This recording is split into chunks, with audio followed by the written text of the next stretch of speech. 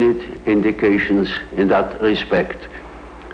But there are so many indications that one doesn't know what one sees. Is it trees or is it the wood? It's very difficult to say because the dreams of people's dreams contain apprehensions, you know. But it is very difficult to say whether they point to a war, because that idea is uppermost in people's mind. Formerly, you know, it has been much simpler. People didn't think of a war. And therefore, it was rather clear what the dreams meant. Nowadays, no more so. We are so full of apprehensions, fears, that one doesn't know exactly to what it points. One thing is sure, a great change of our psychological attitude is imminent. That is certain. Why? Because we need more. We need more psychology. We need more understanding of human nature, because the only real danger that exists is man himself. He is the great danger, and we are pitifully unaware of it. We know nothing of man, far too little. His psyche should be studied, because we are the origin of all coming evil. Well, does man, do you think, need to have the concept of sin and evil to live with? Is this part of our nature? Well, obviously. And of a redeemer? That is an inevitable consequence. This is not a concept which will disappear as we become more rational. It's something which... Well, I don't believe that man ever will deviate from the original pattern of his being. There will always be such ideas. For instance, if you do not directly believe in a personal redeemer, as it was the case with Hitler, or the hero worship in Russia, then it is an idea. It is a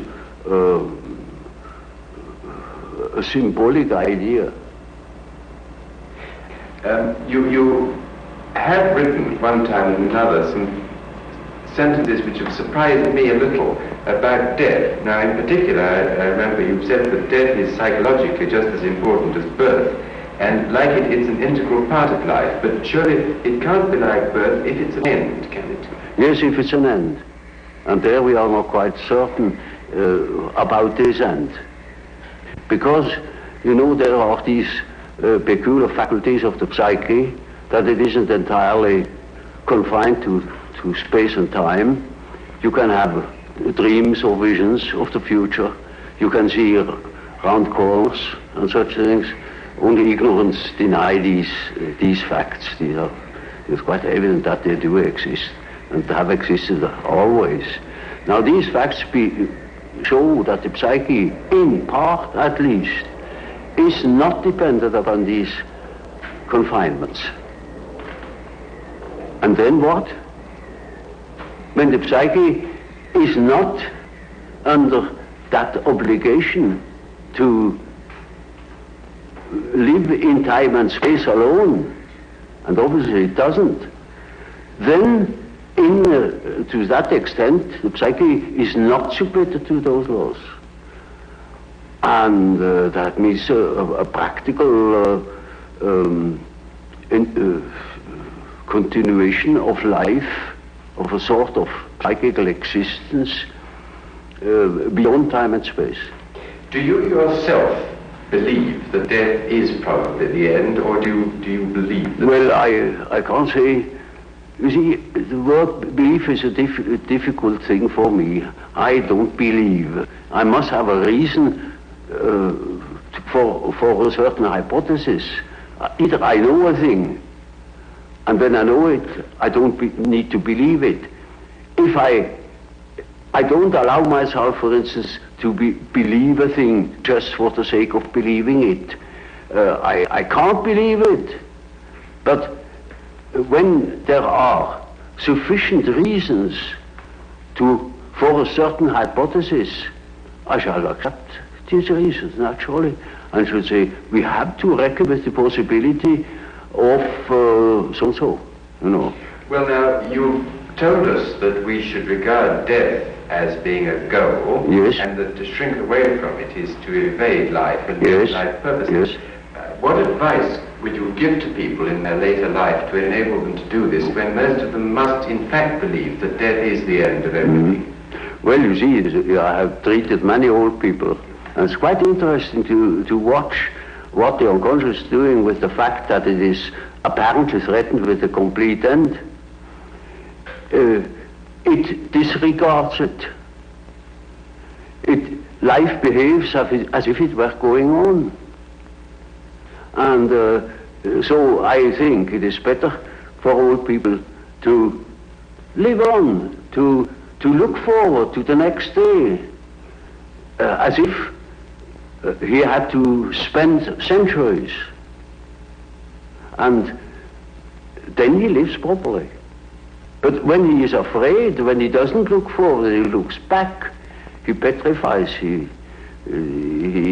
gets stiff and he dies before his time. But when he is living on, looking forward to the great adventure that is ahead, then he lives. And that is about what the unconscious is intending to do. Of course, it's quite obvious that we are all going to die, and this is the sad finale of everything. But nevertheless, there is something in us that doesn't believe it, apparently. But this is merely a fact, a psychological fact. Doesn't mean to me that it proves something. It is simply so. For instance, I may not know why we need salt, but we prefer to eat salt too, because you feel better. And so when you think in a certain way, you may feel considerably better. And I think if you think along the lines of nature, then you think properly. And this leads me to the last question that I want to ask you.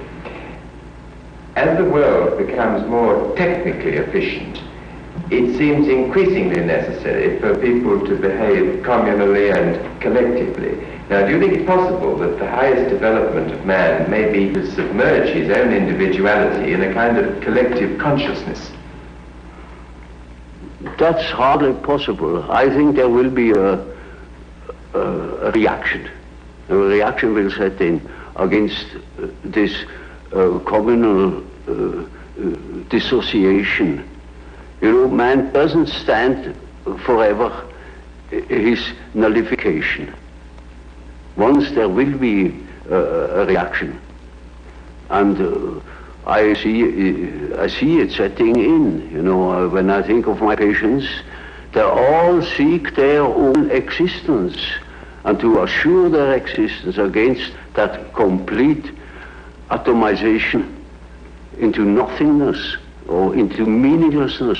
Man cannot stand a meaningless life.